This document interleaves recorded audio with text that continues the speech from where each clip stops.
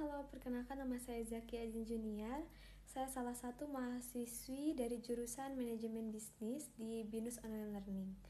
Di sini saya akan mempresentasikan secara personal proyek yang sudah dilakukan di mata kuliah Karakter Building ini dengan topik Decent Work and Economic Growth sesuai SDG nomor 8. Dengan judul Transformasi Pasar Tenaga Kerja Mewujudkan Kesetaraan Peluang.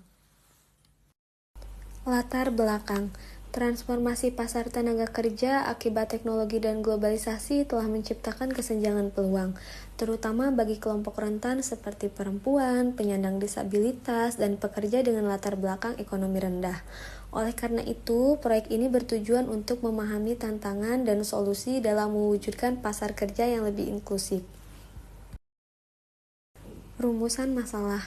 Kami mengidentifikasi beberapa pertanyaan utama seperti 1. Bagaimana transformasi pasar tenaga kerja mempengaruhi kesetaraan peluang? 2. Apa faktor penyebab ketimpangan akses pekerjaan? 3. Bagaimana kebijakan dan teknologi dapat mendorong kesetaraan kerja? Metode penelitian. Kami menggunakan metode kualitatif dengan wawancara semi terstruktur kepada tenaga kerja dan pelaku bisnis di Jakarta dan Bandung. Teknik analisis yang digunakan adalah deskriptif analitik untuk memahami faktor yang berpengaruh dalam kesetaraan peluang kerja. Hasil penelitian dan analisis. Berdasarkan wawancara dengan para narasumber, ditemukan bahwa 1. Diskriminasi struktural dan kesenjangan keterampilan masih menjadi kendala utama. 2. Teknologi digital membantu pencarian kerja tetapi juga memperlebar kesenjangan bagi yang kurang menguasainya. 3. Solusi yang diusulkan meliputi program pelatihan keterampilan, transparansi rekrutmen, dan pemanfaatan teknologi secara inklusif. Deskripsi pelaksanaan proyek. Dalam proyek ini, kami melakukan berbagai kegiatan untuk memahami tantangan dan solusi dalam mewujudkan kesetaraan peluang di pasar tenaga kerja. Berikut adalah tahapan pelaksanaan proyek kami. 1. Wawancara dengan narasumber.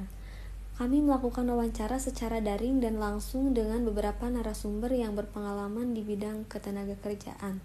Wawancara dilakukan pada 18-19 Januari 2025 di Jakarta dan Bandung. Berikut beberapa pertanyaan yang kami ajukan juga. Berdasarkan hasil wawancara dan analisis data, kami mengusulkan beberapa solusi. 1. Peningkatan program pelatihan.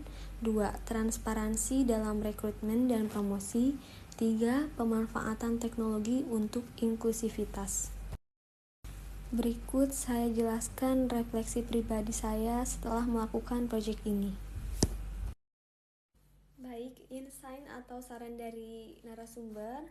Yang pertama adalah perusahaan sebaiknya terus meningkatkan program pelatihan berbasis digital agar karyawan dapat beradaptasi dengan perubahan teknologi.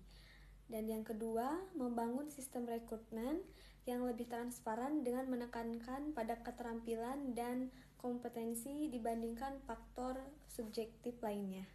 Yang ketiga, meningkatkan inisiatif keberagaman dan inklusi dalam lingkungan kerja agar semua karyawan merasa dihargai dan memiliki kesempatan berkembang yang setara. Mengenai refleksi pribadi, berdasarkan wawancara saya dengan narasumber, saya mendapatkan wawasan yang lebih mendalam mengenai dinamika pasar tenaga kerja dan kesetaraan peluang di PT Kaldu Sarina Batik Indonesia. Salah satu hal yang menarik adalah adanya tren positif dalam keterbukaan kesempatan kerja bagi berbagai latar belakang. Hal ini menunjukkan bahwa perusahaan semakin menyadari pentingnya inklusivitas dalam membangun tenaga kerja yang beragam dan kompetitif. Namun, wawancara ini juga mengungkapkan tantangan besar dalam memastikan proses rekrutmen dan promosi yang adil. Bias pribadi dalam pengambilan keputusan masih menjadi hambatan yang perlu diatasi. Oleh karena itu, penting bagi perusahaan untuk terus memperkuat sistem evaluasi berbasis kompetensi dan kinerja agar tidak ada diskriminasi dalam pengembangan karir karyawan. Perubahan yang dibawa oleh teknologi dan digitalisasi juga menjadi aspek yang menarik dalam wawancara ini. Digitalisasi tidak hanya membuka peluang baru di bidang e-commerce dan pemasaran digital, tetapi juga menuntut perusahaan untuk lebih proaktif dalam menyediakan pelatihan bagi karyawan. Hal ini mencerminkan bahwa di dunia kerja saat ini semakin dinamis, sehingga kesiapan dalam menghadapi perubahan teknologi menjadi faktor yang krusial. Saya juga mengapresiasi komitmen PT Kaldusari Nabati Indonesia dalam memberikan upah yang setara berdasarkan kemampuan dan kontribusi. Ini merupakan langkah penting dalam menciptakan lingkungan kerja yang lebih adil dan mendorong produktivitas karyawan. Selain itu, dukungan perusahaan terhadap kebijakan pemerintah terkait tenaga kerja menunjukkan keselarasan antara sektor swasta dan regulasi yang bertujuan menciptakan kesetaraan peluang bagi semua individu.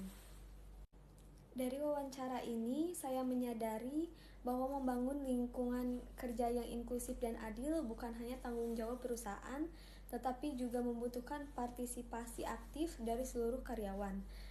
Kesetaraan peluang bukan hanya tentang kebijakan, tetapi juga bagaimana budaya kerja dibentuk untuk menghargai keberagaman. Oleh karena itu, refleksi ini mengingatkan saya akan pentingnya terus mendorong kesadaran akan inklusivitas dan kesempatan yang setara di dunia kerja.